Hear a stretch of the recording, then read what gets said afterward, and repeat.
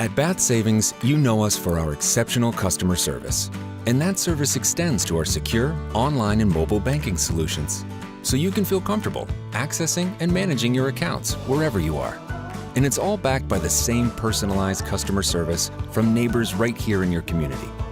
To learn more about Bath Savings online and mobile banking solutions, visit bathsavings.com. Bath Savings, your neighbor, your bank. Hager Enterprises, a paving and excavation contractor specializing in all sorts of site work, utility installations, and road construction since 1987.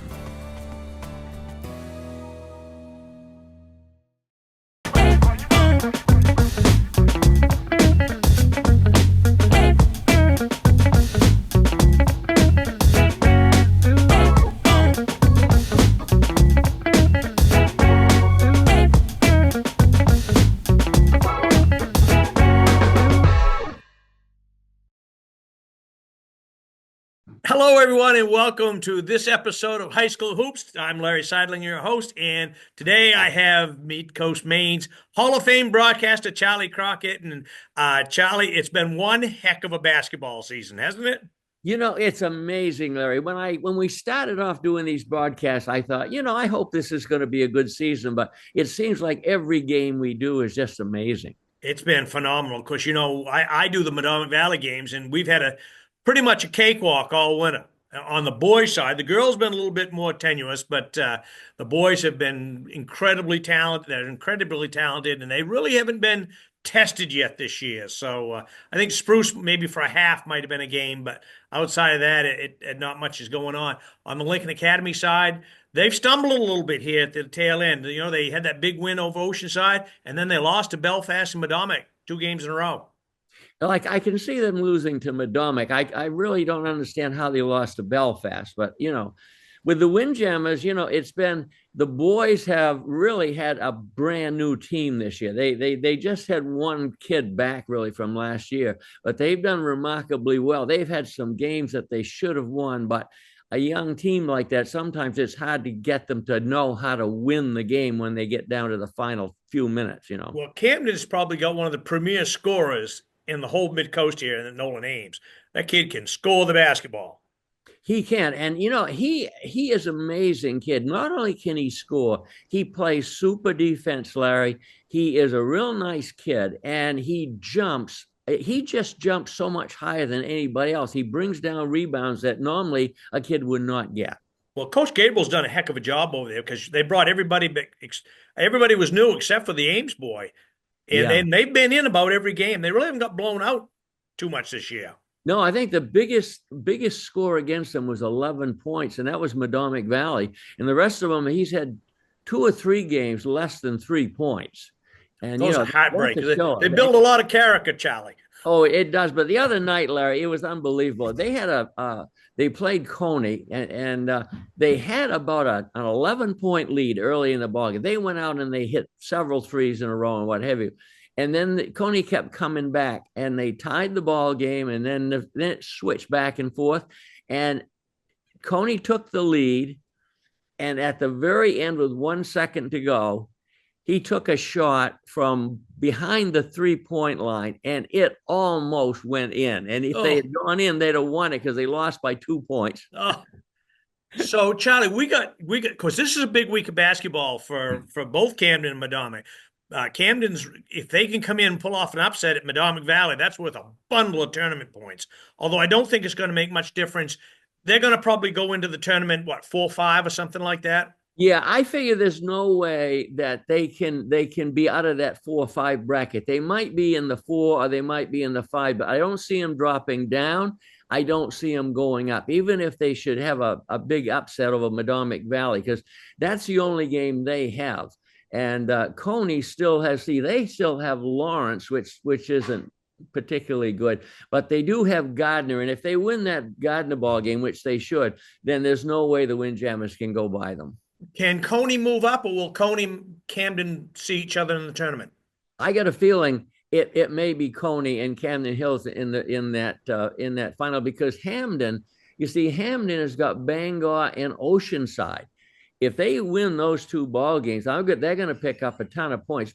Bangor, Well, Bangor boys aren't worth anything. no, They're but way down. Oceanside is worth 19.6. So Yeah. that's huge.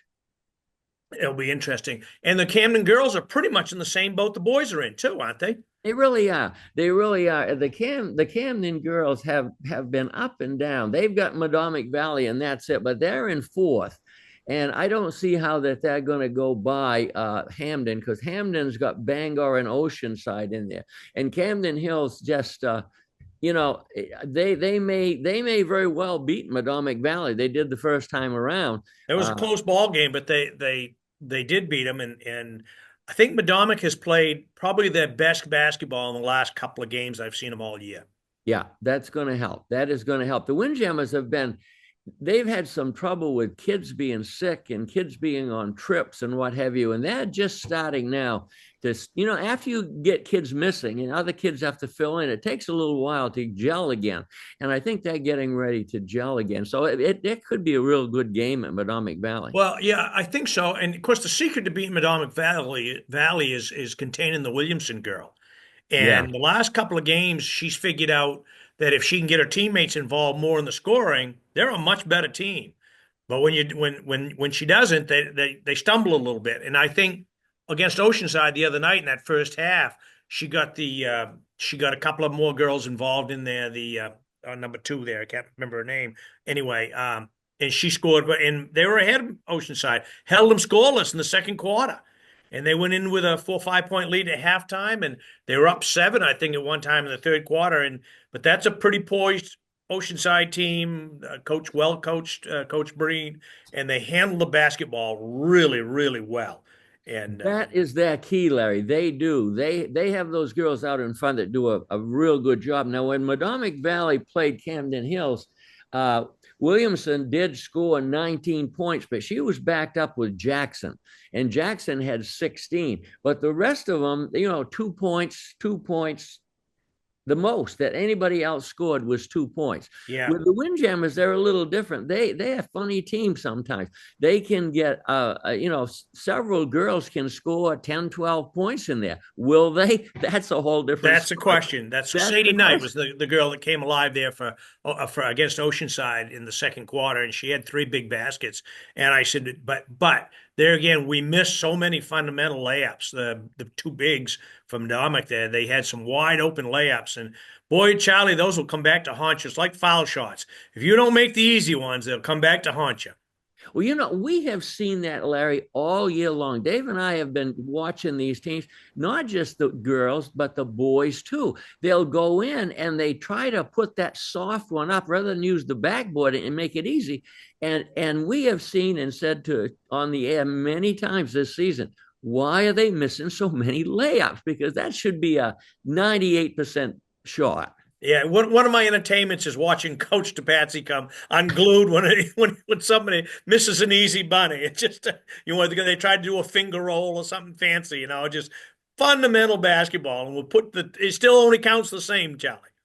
That's right. But Larry, I've noticed this year, and we've been talking about it a lot.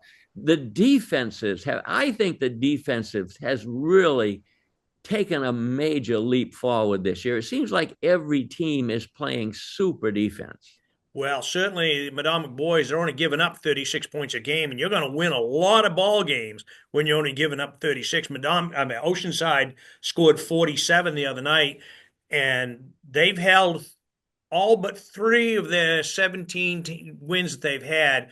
Only 3 teams scored more than 50 points against them. That's pretty impressive, Charlie, when you go season long. And they're only giving up 36 on an average for the season. So you're going to win a lot of games. Yeah. A team that I think could be the sleeper of this whole tournament is the Hamden team. They have problems all season long, and they're getting together now, and they've got all the problems squared away with sickness and illness and whatever. And the other night, when they played the Windjammers, they came back and beat the Windjammers by a few points. But Larry, they have a team that absolutely constantly attacks the basket. They never don't. They don't try to take outside shots. They attack the basket, and boy, they are really good at it. They're relentless. Oh, unreal. Yeah, that's we were talking on the air the other night. That has been Madomic's mantra all season, is their incredible defensive intensity, but boy, the offensive pressure is they're just constantly pressuring the basket. And boy, but if you leave them open from that 3-point line, that can be, as Rockland found out, as Oceanside found out the other night when Schulman hit 5 in a row from the 3-point line. And the offensive that they've played off their defense has been really fun to watch, and it's going to take a good team to beat them. They're gonna see York in the tournament. That's going to be an interesting matchup. That's what every coach that I've interviewed all year says. We're talking about tournament. The first game is the most difficult game to win, because if you're a higher seed, you've got so much stress on you. And the lower seed has nothing to lose. They go out playing loose as a goose, and they can knock off that first place team or second or third pretty easily. And, this year, there are some real good teams in both boys and girls in A and B. But I think they're pretty much open tournaments, Larry. Well, I think so. Madomic boys will play Lake Region probably in the first round, which they handled them pretty easily early in the season. The girls on the other side, they're going to have to play, who I got? Mountain Valley. I think they'll handle them too. But that second tournament, that second game, it's going to be Lincoln or Oceanside. They're going to have to play each other. Probably 4-5 is going to go in there. And so that's going to be interesting who comes out of that one. Yeah. It's now in A, there are going to be no prelim. No prelims. You don't have enough teams. They've only got 10 teams, and 8 of them are going to go in. But in B, there's going to be quite a few prelim games. How do you think Lincoln Academy, is that a team that can win that prelim and go? I think so. Oh yeah, I think so. Although they've stumbled a little bit here at the end of the season, they've got 2 games this week. Coach Ball probably will get the ship righted. They probably, that first game, they're going to play, who did I say they're going to play? Oceanside will be LA Oceanside will be the first game. They won't have Lincoln won't have a prelim game. Oh, really? No, they're probably going to go in 4th. Oh, I'm looking at the girls' sheet here. Oh, on the girls side of it,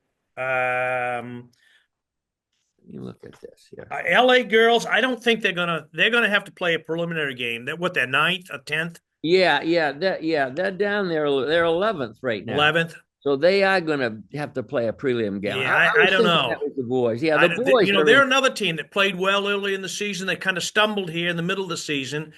They gave Madomic a pretty good run the other night. A week or so ago.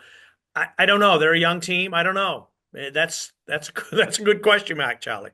Well, I get back to I'm getting on the boys now here. Boys are 4th, and it looks like, Larry, that they're gonna play probably Oceanside. I can't see that they're gonna get bumped up or bumped down. I think that both Oceanside and those first 4 in Southern B are pretty solid, Charlie. I don't think that's gonna, regardless of what happens this week. No, I don't think so either. I don't think so either. They're pretty solid in there. So, it's kind of too bad. You hate to see 2 coastal teams playing in the quarterfinal round. Yeah, and I think in the girls it's pretty solid too, Charlie. I think it's going to, Spruce is probably going to be number 1, Madomic probably 2, Biddeford 3. Oceanside 3 and Biddeford 4. I don't see that changing this week either. No. The only one that could do something is Wells. Wells has got 3 games left. I don't know how they end up with 3 games left. They got Freiburg, Cape Elizabeth, and Yarmouth. None of those are worth very much, but they do have Thornton Academy. They don't either. No, they have Yarmouth. They're worth 14.7, but I don't think even if they won all of those that they could get up far enough to get by Biddeford. I don't think so. And Biddeford might be the dark horse of this B tournament. I've talked with a bunch of people, and everybody's singing the praises. Biddeford's girls have looked really, really good. Although I wouldn't put anything past Coach Breen over at Oceanside. He's got a bunch of girls there that can really handle the basketball, run the floor well. Because Madomic and Spruce Mountain, they had a dogfight up there. Madomic won by a couple up there, so they're pretty even. But I just like Oceanside's I just like the way they handle the basketball. They don't wilt under pressure, and so I think they could be the dark horse, Oceanside, in the whole thing. Although Biddeford is a sneaky third there. Yeah, I haven't seen Coach Breen in a while, but you got to believe that Coach Breen is saying we've got a good team, but boy, could we have pounded people if my daughter had stayed here. It's no fault but his own, so I don't feel any sympathy there. There's a lot of coaches that are awful glad that he sent her to Florida, and I guess she's getting the chance to play quite a little bit. I heard Coach Vachon from Maine, where she's committed, went down to New York and watched her play. The Montverde was in some tournament down there in New York here just recently, and Coach Vachon went down, and so he's got another daughter that could come and play too. Well, I heard by the rumor, and I don't know if this is true, but I've heard that she is going to come back and play back here next year. The younger one. The younger one is. Yeah, that's what I heard. Now, whether that's true or not, I don't know. That was just given to me by some of the other coaches down there. But of course, you never know. Is there room in the trophy case for any more gold balls over there, Charlie? I don't know. I don't know. There's always room enough. They'll make a new trophy case, I'm sure. We've been pretty blessed, Charlie. You look back over the years, Camden had that great run in the 90s there, early 2000s with all their state championships, and Oceanside girls have picked up a couple, and we've had a Western Maine championships, we've been pretty blessed here along the Midcoast and high school basketball, boys and girls. Oh, we really have. And, you take right down the coast, Camden Hills, Oceanside, Madomic Valley, Lincoln Academy. Boy, over the years, those teams really have, there are going to be some little areas where that doesn't happen. But over the years, it's going to be a really good one. And I got to tell you, I don't know if you know about this or not, but Don Shields, my buddy, Don. Oh, yes. Radio man, does the University of Maine basketball game. He's got a face for radio. You're right, he is. And he came up with a deal where he went back and found all the games that Madomic Valley and Camden Hills have played. And this next game is going to be the 100th game that these two teams have played. And I think for the boys, it's Madomic Valley leading 55-44. And that's 99 games. So that's for that. I don't remember what the girls one is, but anyway, it's interesting. 100 times they've played each other. That's going to be quite amazing. And boy, there's been some battles over the years too, hasn't it? Unbelievable. Go way back to the 70s when Gary Heald was here. He and Art Dyer had some classics. Oh yeah, they did. It was, in those days, it was so important to go to the games that up at Camden, at the time, Camden Rockport, you had to buy your tickets in advance, Larry. If you didn't buy them by 4 o'clock in the afternoon on game day, they would not let you in the gym. Couldn't get in. You go to Madomic Valley back in the 70s, that was one of the bigger gyms that were around here. I mean, Camden had the old Quonset hut type there, the little small one. But if you didn't get to the JV game by the start of the JV game, you weren't going to get in the gym because it was packed. Oh, yeah. Yeah. Well, this has come back this year at Camden Hills. They decided to have boys and girls play at the same time, I like that. And it was great. It's like when I was in high school, that's what we always did.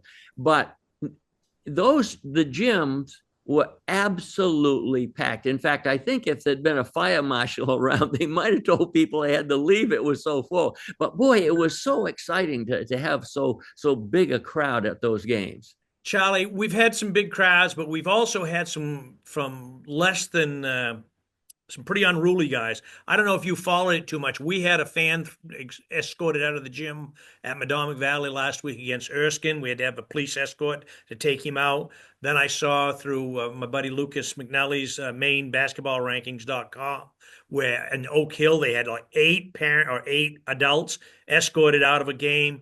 What is this coming to, Charlie? Well, I was hoping that we were going to talk about this, Larry, because to me, this is how I feel. I do a lot of editing. I come home and I edit the game afterwards, so I can see plays in slow motion, and I do. The other night, 2 or 3 games ago, there was a play that both Dave and I sat there and said, that play could have changed the ball game. The official called it, and from our vantage point, the official made the wrong call. When I got home, I watched it on video in slow motion. The official made the exact right call from his vantage point. Now, official can only have a one view. He can't, like in the NFL, they go and they get 17 different views from all these cameras, and then they say, oh yeah, we were wrong, and it's changed. In high school ball, you can't do that. From the officials do as good a job as they can do. They don't go in there saying, I'm going to be making a call and make this team lose. They don't do that. None of them do. I don't care who they are. No, I don't They think make so the either. best call they can make, but sometimes they just, from their vantage point, it looks one way. From another vantage point, it looks another. And the fans have just got to realize these are games. This should be fun for kids. Kids don't want to go home and say, my parents were kicked out of a game. I felt so bad for the kids. I didn't feel bad for the person that was acting like an idiot, but I felt bad because somebody's parent didn't have class enough to just enjoy the game for what it was worth. And the other side of it, Charlie, no matter how much you yell and scream, that referee's not changing that call because you're unhappy. He could care less. Oh, absolutely. And he shouldn't. I mean, he's going to make the best call he can make, regardless. And, I always say to people that complain is, if you think the refereeing is bad, go to a clinic, become a referee, and you can make it better. Absolutely. Of course, Charlie, we have witnessed Mr. Hart was really, really good at working the referees. Mr. Tapatsy is very, very good at working the referees, and they say they don't. I know they both would deny it to the max. Maybe a little smile might cross the face, but those two, they have it down to a science of how to maybe get things going a little bit better in that direction. Well, I think every coach does that, but I think every coach realizes that only works for maybe a little bit. Then it just doesn't do anymore. I mean, it may make the officials say, yeah, maybe I did make a mistake on that, and maybe I can make up for it somewhere. But I don't think that happens very much. These officials do the best job they can. Well, Charlie, I hope they never discover that we have instant replay at LCTV, because that would be absolutely my worst nightmare, to have to show these guys that the call, that whether they made it or didn't make it. Although we did have a play earlier this season where the Lash boy, he just skied and blocked a shot off the backboard, and they didn't call it goaltending, and they thought it got it before it went to the backboard. I replayed that thing frame by frame. It definitely came off the backboard. Yeah, but from their point of view, that's right. You have to call it the way you see it, and if you see it one way, you're not doing it to be nasty. You're not doing it to make one team lose or win. You just make a mistake, like we all do. If isn't a day goes by that I don't make a mistake, and I'm not going to worry about it. It's just the way it is. Yeah, in all the games we've seen, Charlie, and probably you feel the same way. We see 35 or something like that games a year, 40 games a year. I haven't seen one yet where the official had a big outcome on the basketball game, or the final score of the game.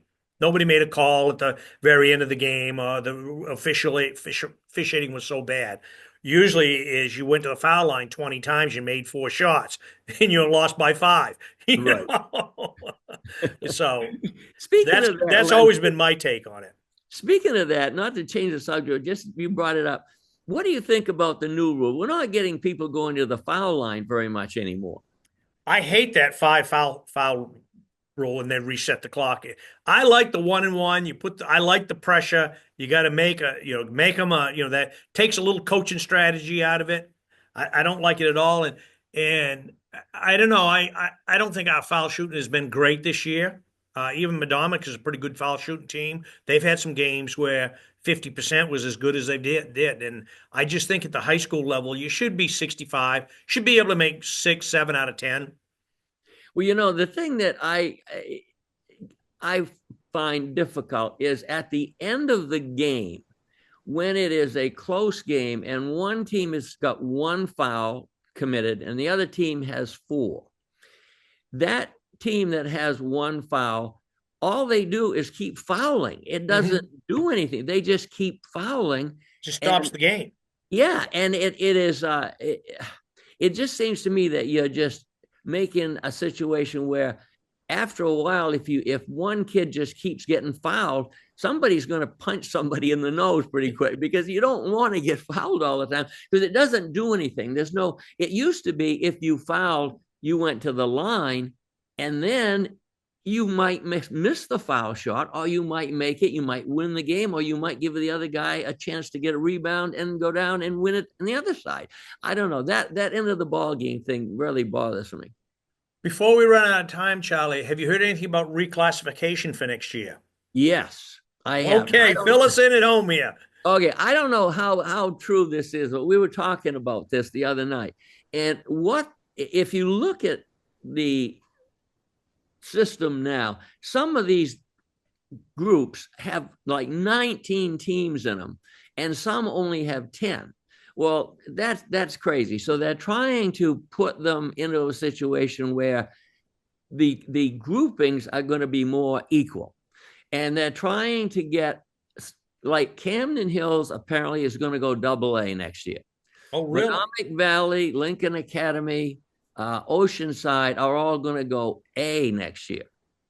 That will even things out a bit. And then they're still going to be able to play, like, when they went before, Camden Hills couldn't play Madomic Valley except once, and Oceanside went. That wasn't a good situation. No.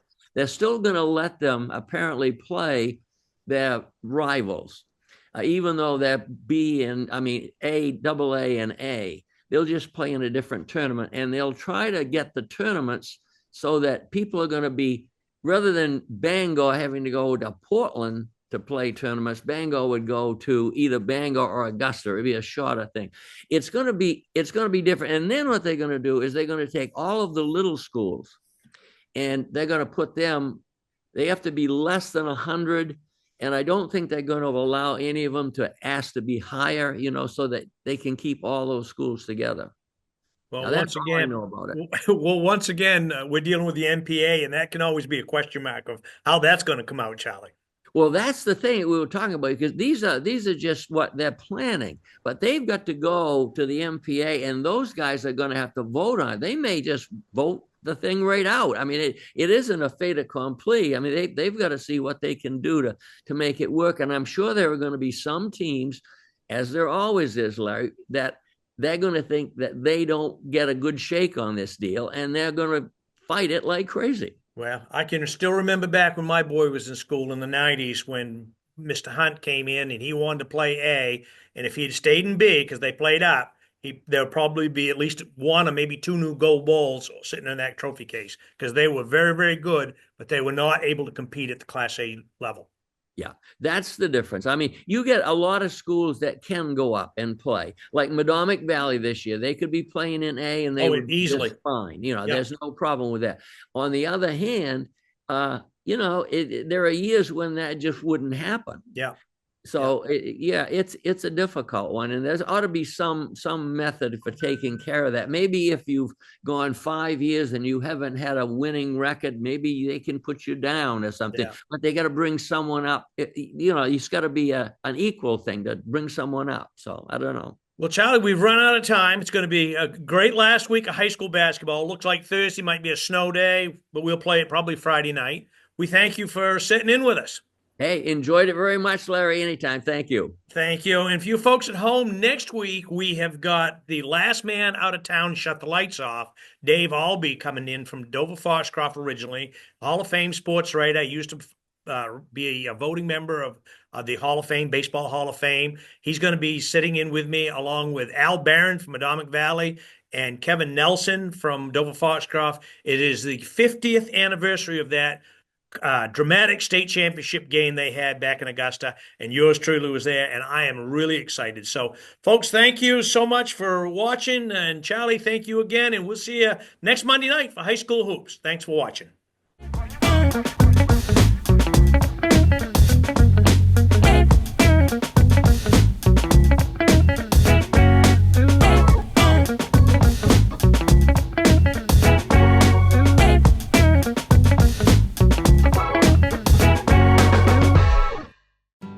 At Bath Savings, you know us for our exceptional customer service.